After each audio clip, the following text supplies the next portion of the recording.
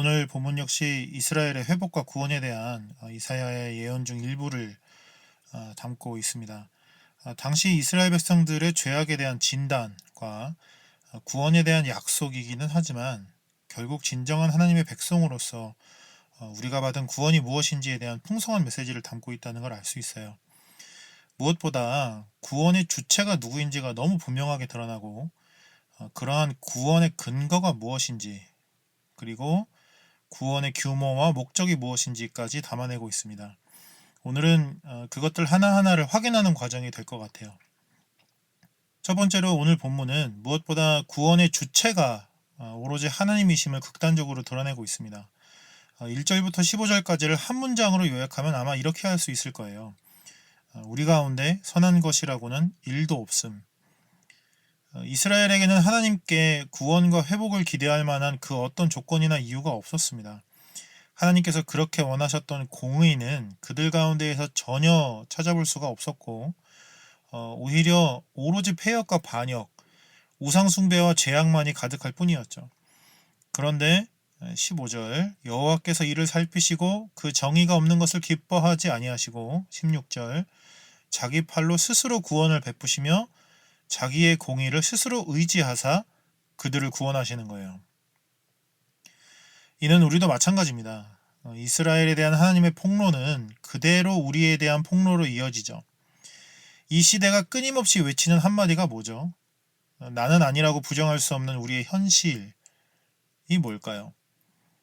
역시 우리에게는 선한 것이라고는 일도 없다는 것입니다. 그런데 여호와께서 그런 우리를 살피시고 정의가 없는 것을 기뻐하지 아니하시고 자기 팔로 스스로 구원을 선포하시는 거예요. 이게 바로 구원의 첫 단추입니다.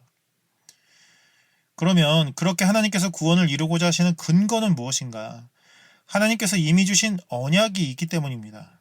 21절 여호와께서 이르시되 내가 그들과 세운 나의 언약이 이러하니 곧 네 위에 있는 나의 영과 내 입에 둔 나의 말이 이제부터 영원토록 내 입에서와 내 후손의 입에서와 내 후손의 후손의 입에서 떠나지 아니하리라 하시니라. 여호와의 말씀이니라.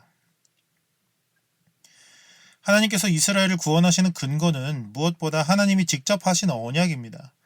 하나님은 자신이 하신 말씀을 결코 바꾸지도 않으시고 이미 주신 약속을 이행하지 못하지도 않으세요.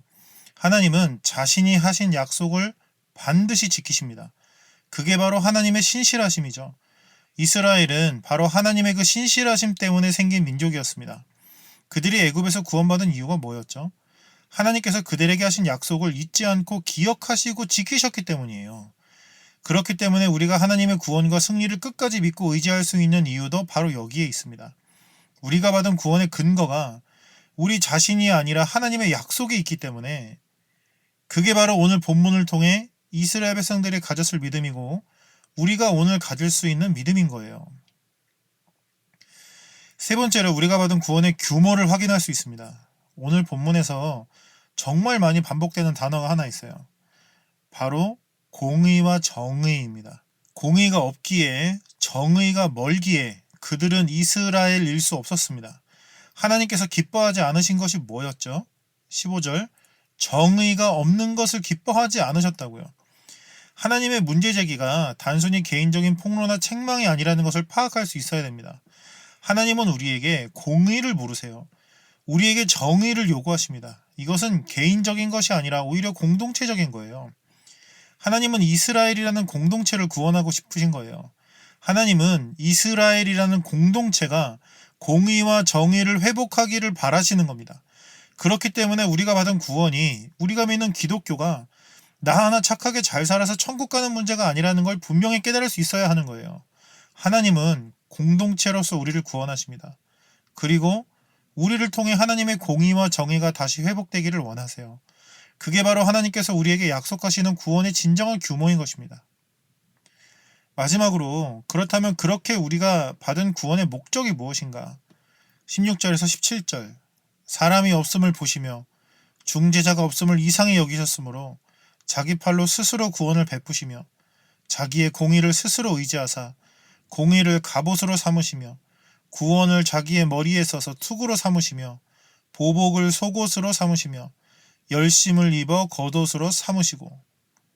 우리는 이 본문의 중재자가 결국 예수 그리스도라는 사실을 너무 잘 알고 있습니다.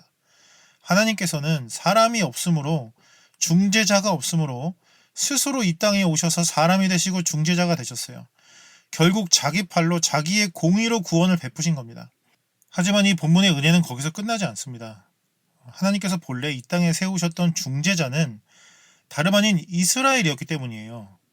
그들이 바로 그 사람이어야 했습니다. 그들이 바로 중재자로서 하나님의 구원을 열방에 나누고 전해야만 했다고요. 그래서 예수님께서 직접 중재자가 되시고 구원을 베푸신 이유는, 그 목적은 하나님 백성의 그 본래의 사명을 그 안에서, 예수 안에서 다시 회복시키기 위함이었다는 진리까지 우리 스스로를 밀어붙일 수 있어야 하는 거예요. 그래서 바로 이어지는 이사야 60장 1절이 일어나라 빛을 발하라 이는 내 빛이 이르렀고 여호와의 영광이 내 위에 임하였음이니라가 되는 거예요. 예수가 머리가 되시고 우리가 그의 몸이 되는 신비가 바로 여기에서 의미를 갖게 되는 겁니다. 그러면 에베소서 6장에서 얘기하는 전신갑주의 신비도 여기에서 맞물려 들어가게 돼요. 17절을 보세요. 전신갑주는 주님이 먼저 입으시는 겁니다. 전신갑주를 입으시고 우리를 구원하신 예수 그리스도 안에서, 그 안에서 우리는 전신갑주를 입게 되는 거예요. 우리가 감당해야 하는 사명의 모든 조건과 능력들도 모두 우리가 속해 있는 예수 그리스도 안에서 얻게 되는 것입니다. 이게 바로 구원의 목적이고 사명이고 우리의 능력이 되는 거예요. 이제 이런 우리를 향한 하나님의 뜻은 더욱 분명합니다. 20절 여호와의 말씀이니라 구속자가 시온에 임하며 야곱의 자손 가운데에서 죄가를 떠나는 자에게 임하리라. 구원과 사명을 향한 이 분명한 부르심 앞에 우리의 모든 죄가를 내려놓고 오히려 하나님께로 돌아갈 수 있는 우리 모두가 되기를 진심으로 소망합니다. 그래서 우리를 위해 이미 너무 풍성하게 마련되어 있는 이 구원의 주체와 근거, 규모와 목적, 그리고 이 능력이 오늘 하루 우리의 삶을 가득 채울 수 있기를 진심으로 소망합니다.